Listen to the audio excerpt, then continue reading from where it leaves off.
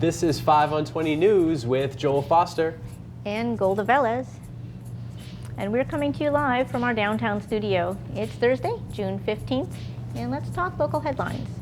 Governor Doug Ducey has signed an executive order that requires reports on opioid overdose deaths in the state.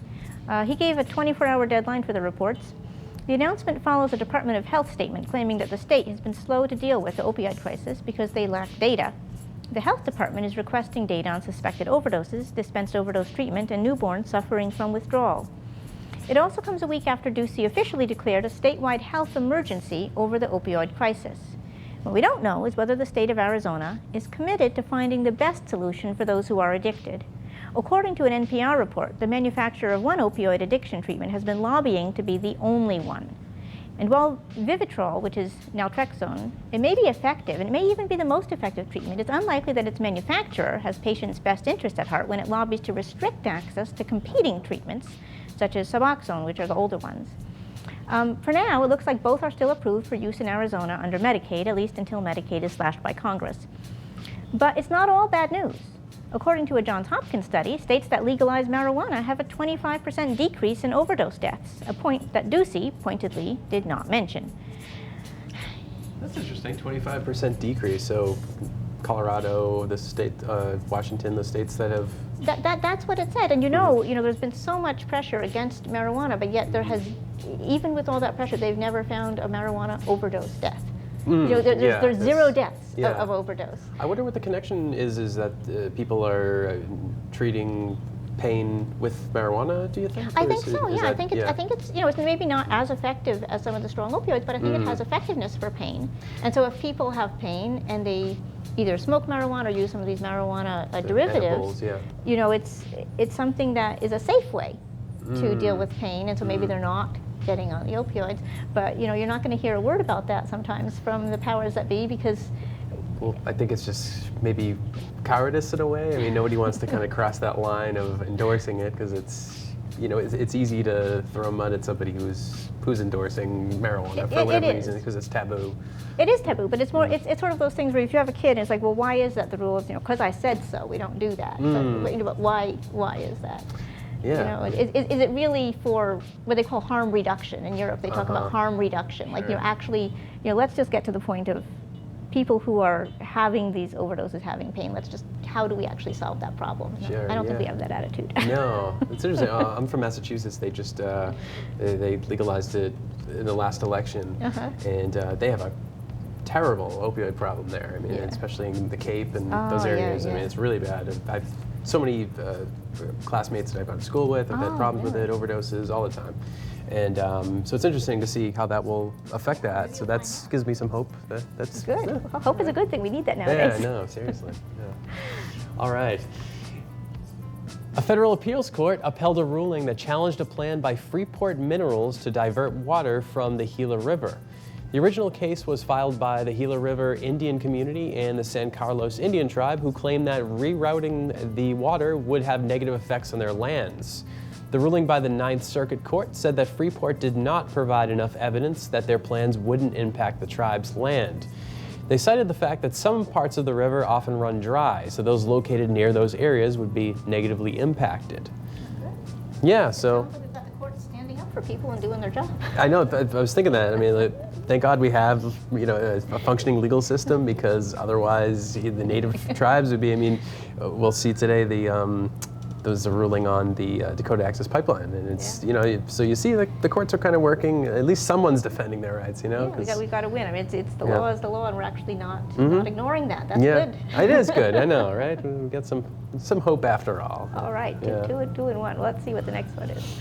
We have Governor Doug Ducey's Chief Operating Officer, I almost said Doug Doofy, Henry Darwin is joining the Trump administration.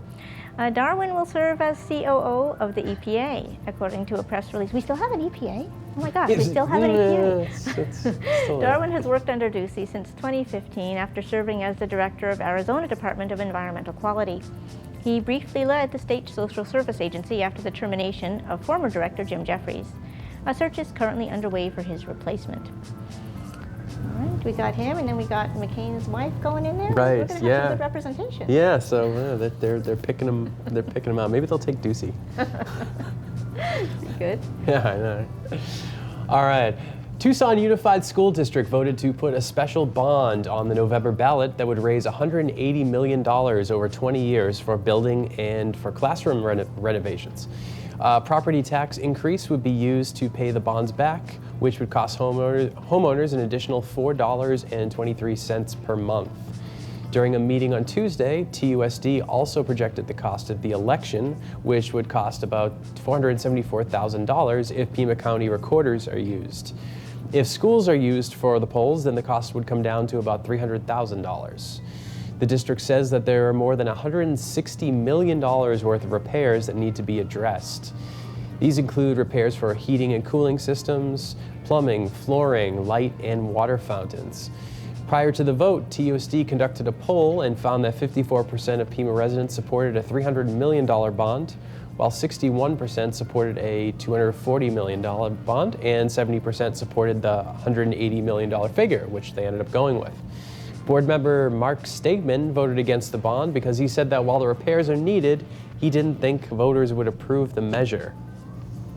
Interesting. Even though they did a poll that said voters would Yeah, I approve know. the It's measure. interesting logic Yeah, there. I'm not sure. I'm not sure what he was thinking. Yeah. But yeah, I mean, they definitely need to do the repairs. I knew a teacher who was at she started teaching at Sanford, and she started getting sick from the mold. Oh yeah. And yeah. the kids are in there day in and day out. Right. So she quit because of the mold was getting to her. She was so Really? off. Oh yeah. It's they need it's. I think people are starting to realize now, like, we need to get serious in education in our state, because I mean, I it's hope so. they keep releasing all these polls that we're 49th out of 50s in terms of education spending, and it's becoming embarrassing. You know, it's that we got to really start getting serious about. Yeah, I think people will approve the bond. I think so too. Yeah, and I mean, if people hate property taxes, that's always a thing. But I mean, if you break it down, $4.23 per month. Like, Right, and then fix the schools, and then keep the money in the schools. yeah, exactly, and that's the thing. It stays in. So I don't know. Let's Find out. let's hope. All right, well, today officially marks the beginning of the monsoon season. Yeah, well, there's no monsoon yet. Don't clap so soon. I know. It's really hot. They just made it officially June 15th. Sure. They used to wait till the dew point was right there. City and county crews are attempting to clean out washes in the area to prepare for the upcoming rains, we hope. With the week looking like it's going to see temperatures up to 115 degrees, we could probably use some rain. So do the rain dance, pray to the gods, and hope that Mother Nature can help you with all that cracked skin. Yes, I need that. All right, now I wanted to take a moment to talk to you about the program you're watching right now. Here at 5 on 20, we are undertaking a new kind of citizen journalism. We're going to give you the news as we see it. And we want more people to speak up with us. We need writers, hosts, anchors, camera people, sound people, the whole gamut.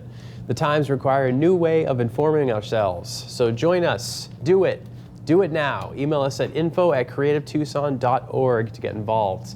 And if you think there's a story we're missing, a person we should interview, an upcoming event that we should cover, or have any news tips for us, shoot us an email at info@creativetucson.org. We're here for you. We want to cover all stories from all points of view. So please don't be strangers. I also want to remind you to tune in later at 6:30 for Zone of Politics, live with Jim Nitzel, right after the show. Well, an hour after the show. Just stay tuned. Yeah, it's good.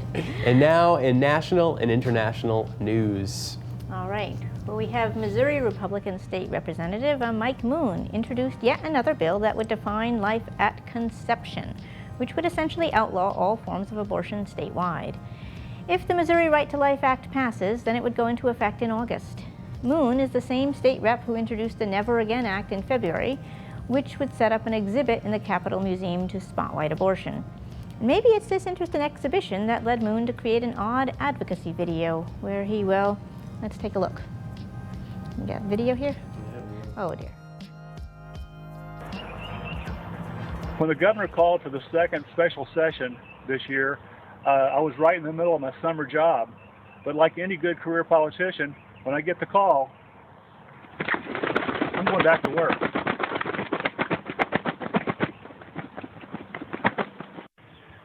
God gave man dominion over life. He allows us to raise animals properly and care for them, and then process them for food so we can sustain life.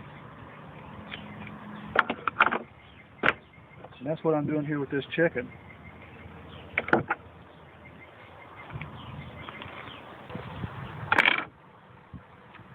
So we've been called back for this special session for the primary purpose of supporting life, protecting the unborn specifically.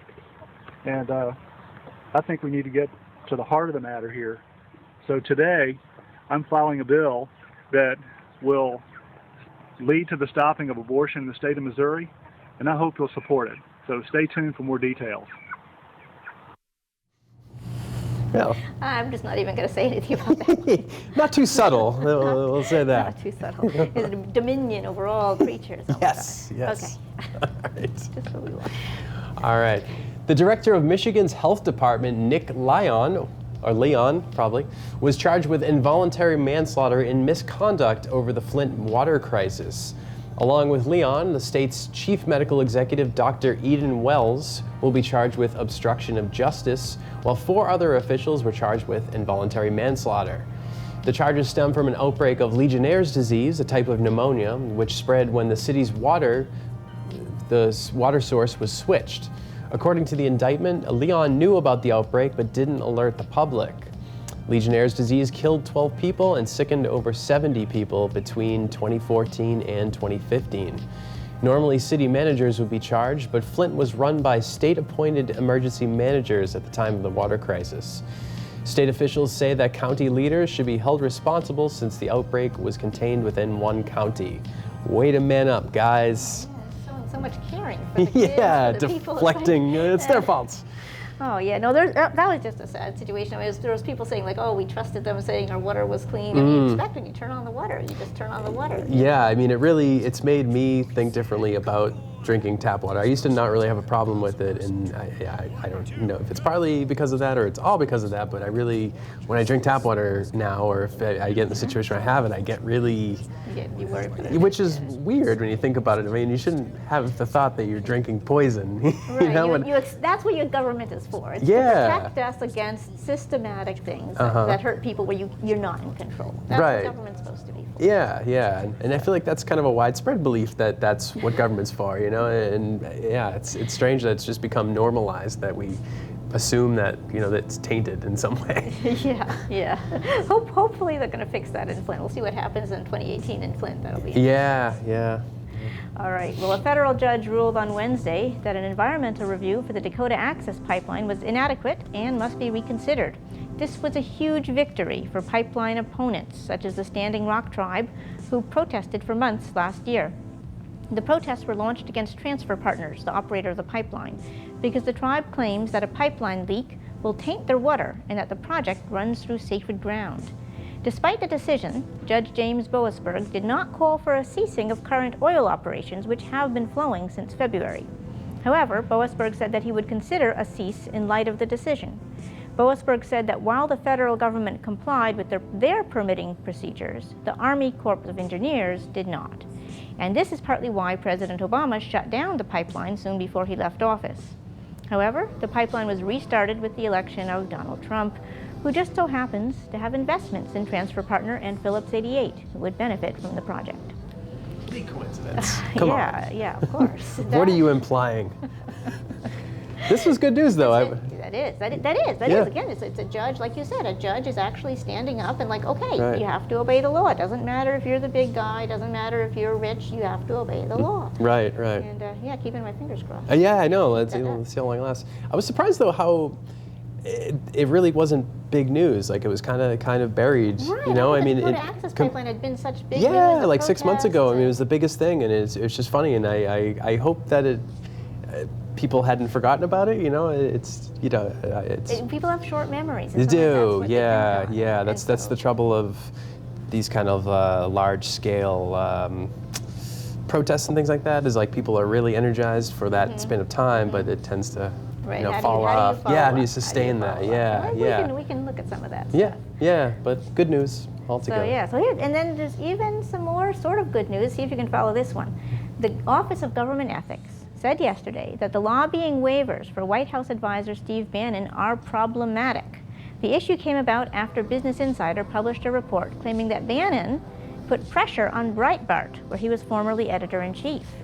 He did that after a story was published in Breitbart criticizing Reince Priebus, the White House Chief of Staff. Now, the ethics agency pointed out that the waivers were only listed on May 31st, yet are presented as being retroactive to the beginning of Donald Trump's presidency. So this would really destroy the whole point of the ethics rule, because it means that if Bannon communicated with Breitbart when he didn't have a waiver, we can just say it's fine, we'll give him a waiver afterward. And so if the executive order actually banned his staff from engaging with their former employers and from lobbying, but the rules magically go away with a waiver, and the ethics office is now claiming that Breitbart didn't need a waiver to make that rule go away. So the good news is that they found it problematic. Right. That word is the good news. It's being called out, It's so being called it's out. something. It's yeah, something. yeah. It's something. Somebody is still saying something. You know, there's a problem when you have ethics rules, but a waiver makes them disappear from the beginning of time. Right, because I mean, you figure someone could violate that rule, say 2 months in, and then 4 months later, you sign the waiver and say, oh no, it covers that from 2 months earlier. It's like, that's not really how it's supposed to work, Right, you know? I don't right. think when he signed that executive order and showed everybody and Right, made a big deal of it. Yeah, that's not what I think they were. Oh, no, we were going to just ignore that. Yeah, I don't think that's what people understood that they were getting into here, and it's really showing what's really going on behind some of these executive orders. That there's a lot of fine print below. But I think there's a lot that people didn't understand what they were getting into, if you ask me. Yeah. But yeah, good to hear them calling them out. We'll see. I think it's going to rely on people caring about it and putting some pressure. Actually following up on it, Yeah, paying attention. keeping this in the news cycle, you know, like that we don't just forget about this kind of thing, because I think that's kind of what's relied upon now, is that there's so much information now that it's easy for things to get swept under the rug. If you give up on honesty, if you give up on honesty, who would expect a government official to be honest? You shouldn't do that. You should expect them to be honest. Yeah, well, yeah, I know. Forget that sometimes, right? Right. All right. Well, here's a strange one. The Senate overwhelmingly passed a bill that increases sanctions on Russia and prevents the Trump administration from easing sanctions on Russia. The bill, passed by a 97-2 vote, comes after allegations of election meddling, where Russia was found to have sent phishing cyber attacks against county election offices in the U.S. Sanctions were already placed on Russia after the invasion of Crimea in 2014. Under the new amendment, the U.S. will financially penalize Russians found guilty of human rights abuses, supplying weapons to Syrian leader Bashar Assad, or of conducting cyber attacks. The amendment also came at the same time that a federal investigation is looking into contact between Russian officials and members of the Trump campaign, as you might have heard. Russia is accused of trying to convince U.S. officials of easing sanctions on the country. It remains to be seen whether the president will sign the bill, which is looking more like a Russian bear trap. Yeah, so that is really something. So it's 97-2. Right, They actually overwhelming. said that the Trump administration cannot lift these sanctions. Right. So that's something. It is, because it seems like it's pretty clearly a challenge to his presidency, or what they at least assume that the Trump administration wants to do. Right. I mean, I'm hoping so. I'm wondering how they got the 97-2, because that's not what most of these guys have been doing. Maybe it's because it's only on Russian citizens, or maybe it's only sanctions on Russians and not on our administration. Maybe that's True, because I mean, if you think about it, it has nothing to do with Crimea, right? There's no connection to the invasion of Crimea. So in theory, you still could kind of okay that part of it, because that's really what Putin seems to want. Is he wants the world, or the West at least, to legitimize Crimea as belonging to Russia. That's very important for them.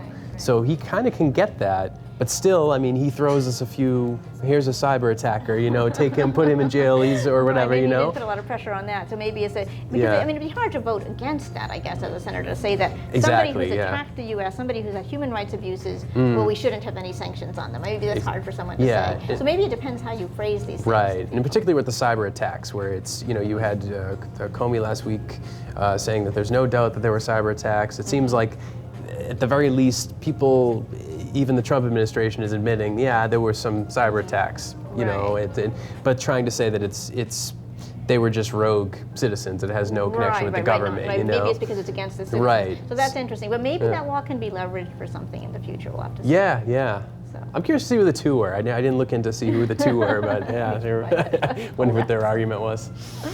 All right, this was 5 on 20 News with Joel Foster And Gilda Velez. See you next time. All right.